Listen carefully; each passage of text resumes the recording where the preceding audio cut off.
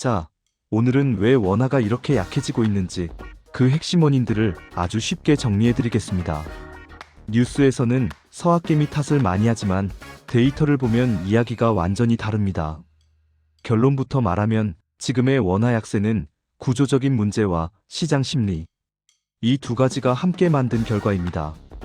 그래서 지금부터 데이터로 확인되는 8가지 구조적 원인, 그리고 시장 심리를 흔드는 3가지 보조 요인, 이 두 파트를 나눠서 설명드리겠습니다. 파트 1. 데이터를 보면 분명하게 보이는 8가지 구조적 원인. 1. 역대 최장기 금리 역전. 첫 번째는 금리 역전입니다.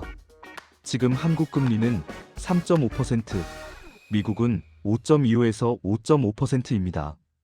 격차가 무려 2%포인트 이상이에요. 이 상태가 역대 최장기간 유지되고 있습니다. 이렇게 되면 자금이 한국보다 미국으로 가는 게 더 유리하죠. 그래서 달러는 빠져나가고 원화는 약해지는 겁니다. 가장 강력한 원인입니다. 2. 한국만 과하게 늘어난 통화량. 두 번째는 통화량, 즉 시중에 풀린 돈입니다. 팬데믹 이후 한국은 미국이나 유럽보다 통화량이 더 빠르게 늘어난 시기가 많았습니다. 돈이 많이 풀리면 그 화폐 가치가 떨어지는 건 기본 원리죠. 그래서 원화의 기초 체력이 약해진 상태라고 보시면 됩니다. 3. 대기업의 달러 미환전. 세 번째는 대기업이 벌어들인 달러를 한국으로 들여오지 않는 현상입니다. 삼성, SK, 현대차 등 주요 기업들은 해외에서 벌어들인 달러를 미국 투자나 현지 공장 확대에 바로 쓰고 있습니다. 즉, 국내로 들어와서 환율을 낮춰줘야 할 달러가 한국을 거치지 않고 그대로 해외에 머물고 있는 겁니다. 그리고 이건 이윤을 추구하는 기업 입장에서는 매우 자연스러운 선택입니다. 지금은 미국에서의 생산 투자가 더 수익성이 높기 때문에 달러가 국내로 들어오지 않는 흐름이 나타나는 겁니다. 4. 국민연금의 대규모 해외 투자. 네 번째는 국민연금입니다. 연금의 해외 투자 비중이 50%를 넘었습니다. 연금은 개인과 비교도 안 될 정도로 큽니다. 수백억 달러씩 장기적으로 매수하죠. 그래서 개인이 달러 좀 산다고 환율이 움직이는 게 아니라 연금의 구조 자체가 탈원화 방향으로 가고 있기 때문입니다. 이는 원화 약세의 구조적 요인 중 하나로 작용하지만 이 또한 우리 국민의 장기 수익성을 높이기 위한 매우 합리적이고 당연한 조치라고 볼 수 있습니다. 5. 외환 보유고 개입의 제약. 다섯 번째는 외환 시장 개입의 제약입니다. 한국이 환율을 낮춘다고 달러를 과도하게 풀면 미국이 환율 조작국 이슈를 꺼낼 수 있습니다. 또 국제 기준상 지나친 개입은 제한을 받죠. 그래서 정부가 원하면 마음껏 달러를 풀 수 있는 상황이 아닙니다. 6. 재정 건전성 우려. 여섯 번째는 한국의 재정 건전성입니다. 국가 부채가 빠르게 늘고 고령화로 인해 복지 지출도 커지고 있습니다. 이는 외국인의 시선에서 불안하게 보일 수 있습니다. 국가 신뢰가 흔들리면 그 나라 통화도 약해지는 게 기본 원리죠. 7. 엔화 약세와 동조 현상. 일곱 번째는 엔화입니다. 일본은 초안화 정책으로 금리를 거의 0에 묶어두고 있기 때문에 엔화가 크게 약해졌죠. 한국 원화는 구조상 엔화와 움직임이 상당히 비슷합니다. 그래서 엔화가 떨어지면 원화도 같이 약해지는 경향이 생깁니다. 8. 정치정책 불확실성.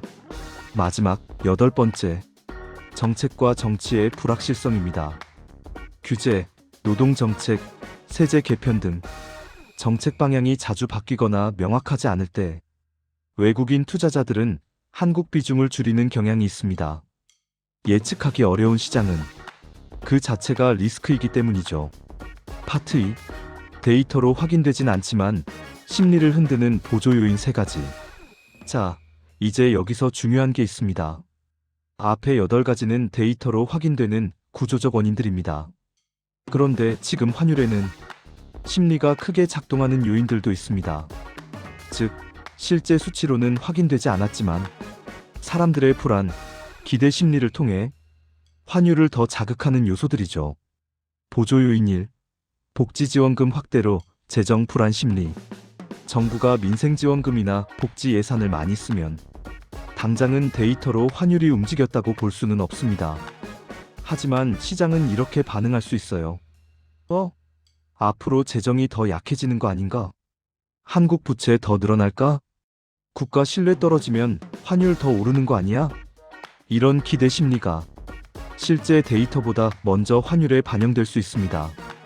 보조 요인이 한미 관세 협상에 따른 외화 유출에 대한 심리. 아직 협상 결과도 안 나왔고 실제 달러 유출이 발생했다는 데이터도 없습니다. 하지만 시장은 항상 먼저 움직입니다. 한국 기업이 미국 투자 늘리면 달러 빠져나가겠네? 협상 불리하면 한국 수출 타격 아니야? 이런 예상 자체가 환율을 자극하는 요인이 될 수 있습니다. 보조 요인 3. 한국 산업 매력도 하락 불안. 마찬가지로 한국 산업 경쟁력이 정말 떨어지고 있는지 지금은 데이터로 단정할 수 없습니다. 하지만 외국인은 한국 시장의 미래가 예전 같지 않다. 이런 인식만 가져도 비중을 줄입니다. 심리로 인한 자본 유출, 그리고 환율 상승. 이 경로가 가능해지는 것이죠. 최종 정리. 지금 환율은 진짜 데이터로 확인되는 구조적 원인 8가지. 여기에 심리를 흔드는 보조 요인 3가지. 이 2개가 함께 작동하면서 만들어지고 있습니다. 그래서 서학개미 때문이라는 단일 원인으로 설명하기 어렵고 구조, 글로벌, 심리 이 3가지를 동시에 봐야 지금의 환율을 이해할 수 있습니다. 마무리. 결국 환율은 눈에 보이는 숫자 절반, 그리고 시장이 어떻게 생각하느냐라는 심리 절반으로 움직입니다. 그래서 지금 상황은 수치도 중요하고 심리도 중요합니다. 오늘 설명이 지금의 원화 약세 구조를 한눈에 이해하는데 도움이 되었으면 좋겠습니다. 여러분의 구독, 좋아요, 알림 설정 부탁드립니다. 감사합니다.